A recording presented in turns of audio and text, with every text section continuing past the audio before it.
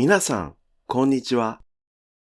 今日は名詞と動詞の辞書形のピッチパターンについてお話しします。ピッチパターンとは何でしょうか？ピッチパターンはピッチアクセントと意味がほとんど同じだと考えてください。つまり、言葉の中の音の高さの様子を意味します。語頭、つまり言葉の最初のピッチはコンテクストによって変わります。これにはルールがあります。語尾、つまり言葉の終わりのピッチパターンは単語によって変わります。言葉の最後はピッチが下がらないけれど、その後の助詞が下がる場合もあるので気をつけてください。これにはルールがありません。ルールがないということは、一つ一つ覚えなければいけないということになります。名詞のピッチが下がるときに気をつけることは2つあります。そのうちの1つは単語の途中、または助詞のピッチが下がるかどうか。もう1つは下がるとしたらどこから下がるか。この2つが重要になります。では、まず名詞のピッチパターンを見ていきましょう。この3つの言葉について考えていきます。この3つの言葉は、ひらがなで書くと同じですが、ピッチパターンが違います。そして、意味も違います。聞いてみましょう。箸、橋、橋。はい。このように、一つ目は高いところから低いところにピッチが下がっています。そして、bridge の橋と edge の橋はピッチパターンが似ていますね。では、この場合、ピッチパターンは2種類でしょうか？それを知るためには、助詞のがをつけるとはっきりします。箸が、がのピッチが下がっていますね。橋が、これもがのピッチが下がっています。橋が、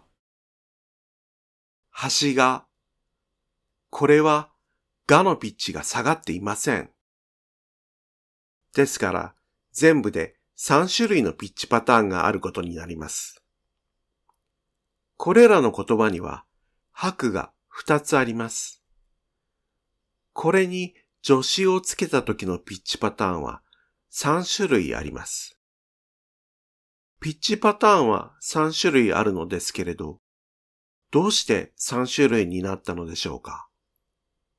それは単語の拍の数に1を足したからです。これらの言葉には、はとしの2つの拍があります。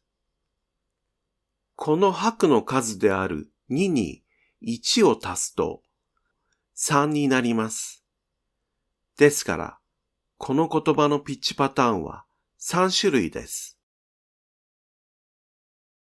名詞のピッチパターンの種類の数は、単語の拍の数に1を足せばわかります。単語の拍の数を n とすると、n 拍語には n プラス1種類のピッチパターンがあることになります。名詞のピッチパターンについてまとめます。n 拍語には最大 n プラス1種類のピッチパターンがあります。では、次に動詞の辞書形のピッチパターンについて考えましょう。切ると着るですね。ピッチパターンを見てみましょう。切る、着る。ピッチパターンは2種類です。動詞の辞書形のピッチパターンは、どの言葉でも2種類しかありません。どんなに長い言葉でも2種類です。最後の一拍が下がる言葉と、下がらない場合の2種類です。動詞の辞書形は、基本的にどんなに長い動詞でも、この2種類しかピッチパターンがありません。例外があります。入る、帰る、通るのように、最後から2拍目が母音の時は、最後の2拍が下がります。ですから、入るではなく、入る、帰るではなく、帰る、通るではなく、通るのようになります。名詞のピッチパターンは N プラス1種類でした。それに対して動詞の辞書形は2種類しかありません。名詞の方が動詞の辞書形よりピッチパターンの種類が多いということになりますね。